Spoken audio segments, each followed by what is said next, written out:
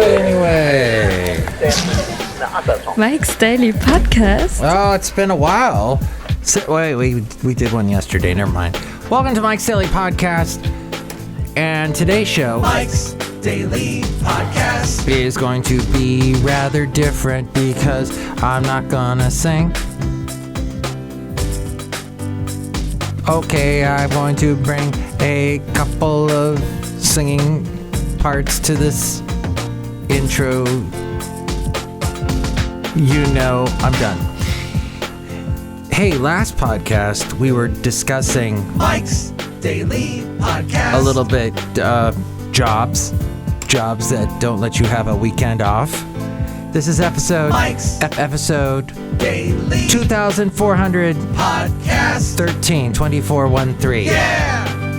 And yes, so yeah, jobs where, you know, hey, we all need time off. We all need time to relax and de-stress. And when you have a job that doesn't let you de-stress, that's not good. So I went to this website called worktothewise.com. And they have a question, what makes a good job, by Ronnie Ann. Ronnie says, I've been thinking about what makes a good job and who gets to decide if it's really good or not. The decider probably should be you. Many, many moons ago, I found this poem in a little joke book, and it made me laugh at the time for whatever reason, stuck in my head and has stayed there ever since. And here's the poem. Don't worry if your job is small or your rewards are few. Remember that the mighty oak was once a nut like you. Well, I was only 9 when I found the poem, and I didn't have time to worry about paying for stuff like rent or food. But there was a kernel of wisdom there that's always stayed with me. It reminded me that what is true for us now is not always true, and that life can provide for a future we can't even imagine today. So Ronnie said, I began thinking about the phrases small jobs and few rewards. And here's today's podcast picture. What exactly do they mean? Isn't the way a job feels really in the eyes of the beholder, and just what does make job work for you? If you enjoy what you do, you never work a day in your life. The podcast picture, by the way, is of a nice view from Pleasanton. The sun was setting. You see it at mikesdailypodcast.com. A couple of Pleasanton pictures recently. mikesdailypodcast.com. Go to it. I just paid for another year, so yeah. Use it while it's there, everybody. The whole idea of small jobs is so judgmental. That's right, Basil the Boxer, whose job was to sniff and bark at things that were threatening to me, like a good dog. Thank you, Basil, the late great Basil the Boxer. Small things can grow if we tend to them. Small jobs have big rewards. Instead of being on the ground floor of a well-intentioned organization, Ronnie said, I took a small job helping nonprofit start a transitional residence for homeless women. I was excited by the chance to be so much closer to the daily activities and to the people who we were trying to help, something I felt cut off from in the bigger organization's ivory tower. At my farewell party, the CEO asked me why I was leaving this team for what he called small potatoes. I tried to explain, but had no good answer for him, mainly because he couldn't understand. And of course, bigger can sometimes be better, but not always, and not for everyone. How is a job like a potato? Potatoes of any size are hard to judge until you prepare and bite into them. Same for jobs. It's tough to know for sure whether a job is right for you, or it will make you happy. Sometimes the dazzling package being dangled before you is far from dazzling on a day-to-day basis. And sometimes, while the work itself may be something you enjoy, the people drive you crazy, or upper management micromanages everything to death. Maybe you aren't being recognized for all your hard work, or you get way too much of that hard work, or something else. Then again, Ronnie says, I happen to know that a few people reading and listening to this might actually like their jobs. It's true. But the funny thing is, others in the same situation, some in the very same offices, at those seemingly mythical job likers are miserable. It's just not the job itself. So what does make a job good? Is it the job? Is it the person? Is it luck? Do people who like their jobs in general simply focus on different things than those who don't? Or are there some special tricks known only to job likers? The thing is, lots of people have answers that work for them, but only you know if a job is good for you. The rest is noise. The best path to finding good jobs.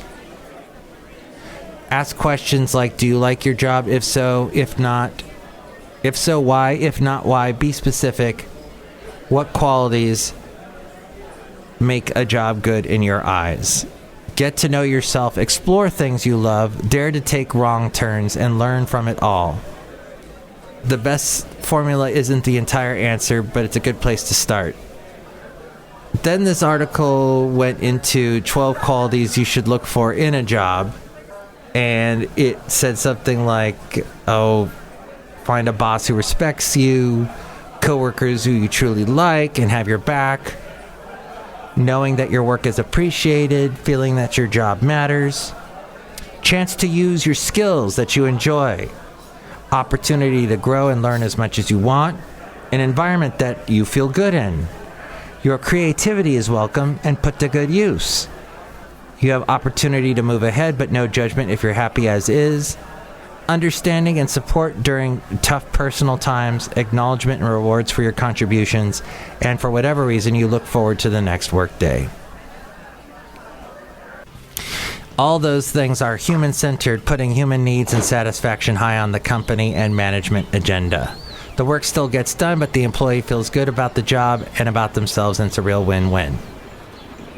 As we go outside a cafe anyway, where we bring you Mike's Daily Podcast somewhere in Podcastro Valley, the last place on earth. Here's what I don't really enjoy, and that is jobs that don't want to rock the boat because they don't want to change, yet there is change staring them right in the face, and they don't change. But they just keep going, and they keep dealing with the same stuff over and over again, the same bad employees, the same bad situations that come up, and they just do it every year, every month, every day, because it's safe. And that kind of job can be a living hell. Things to think about. This all from worktothewise.com. And it also asks, what do you look for in a job? One of the first steps in any job search is figuring out what you want and you need. And it basically comes down to that, is answering those questions. Maybe you still haven't found any job that feels right. If that's the case, take the time to really think about it so you don't repeat your mistakes. What would that ideal job look like and feel like? Really think through the aspects of your day and what you'd like it to be. Somebody has told me over and over again to read, and I have a copy of the book, but I still have never read it, and I need to read it. What color is your parachute? One of these days I'll get to that book, and maybe my life will be better. But thank you, Ronnie Ann, for your insights. Outside a cafe anyway, somewhere in Podcaster Valley, the last place on earth. Did not watch the Grammys last night, but heard the Foo Fighters won, which is great, in memory of Taylor Hawkins at any rate. That the newcomer Olivia Rodrigo said it did really well, and that there was Bruno Mars Silk thing. Did Olivia Rodrigo, what was his Bruno Mars Silk Sonic, that's right. Yeah, with Anderson .Paak did well, so congratulations to them. My favorite Grammy moment, and this is going to upset some of you younger people that I know hate you too. No, I don't hate you too. I hate, and you don't hate you too, hopefully. But, I mean, yes, regardless of what you think of U2 now, at one point they were a great band. And you may dislike U2 now, but there is at least one song that you like by them. They put out so many albums. Their styles have changed over the years, but they at least had one song that you like somewhere, I'm sure. But they made a comeback after some years. They were heading down the wrong road, and they came back with an album called All That You Can't Leave Behind. And that album won a bunch of awards. And when they came out to win the award, I'll never forget, Jenna Elfman, I remember, hugged Bono. And she is so tall and statuesque, and Bono hugged her. And I don't know, that was a great night. And it was an awful night, though, for, I think, either Moby or Foo Fighters or somebody lost to the Baha Men. And Who Let the Dogs Out that year. For some reason, that Grammy year really sticks in my head. But anyway, Cafe Anyway, somewhere outside of Podcaster Valley, look who is here. Right now. Hello, my commercial to Madame Rootabega, and I love to listen to the wonderful person called U2. You love the wonderful person called U2? Yes. You mean you love Bono? Yes. Do you love Adam Clayton? No. What? You don't like the bass player? Oh well, how about Larry Mullins? Yes. And The Edge? Yes, you kinda look like him. Oh. A little, tiny, teeny weeny bit. Especially when I'm wearing a hat. You can see that at MikeStellyPodcast.com with my little snow cap on. Skull cap, whatever they call it. Look who else is here. Hello there, Mike. This is Valentino, the parking attendant. And it's Bison Bentley. Do you know that? Mike, we would really like to tell you to de-stress right now. Yeah, de-stress. Do you know that? I will try, guys. Thank you. And being outside a cafe anyway helps me de-stress. Also watching, there's a bunch of videos on YouTube of people just walking through certain cities and towns. I was watching one the other day of someone walking through Portland, but parts of Portland that are really nice. Well, I mean, most of Portland seems to be nice, but it's really calming and de-stressing, and I enjoyed it. And also watching, I have to admit, I'm addicted to Carpetbagger, even though whenever he does a live chat and I comment and I say something to him, he never responds to it. Oh, wait, he did once. One time. He actually said my name, but that other than that, no. That calms me, too, watching him travel, because you know what? I'm a traveler. I'm just a drifter. I just gotta keep moving on. No, I don't. I gotta keep doing podcasts, though, because it's Mike's Daily Podcast, and thank you for listening to it. Even though you don't exist, you listener, I know you don't exist. Oh, I see some plays.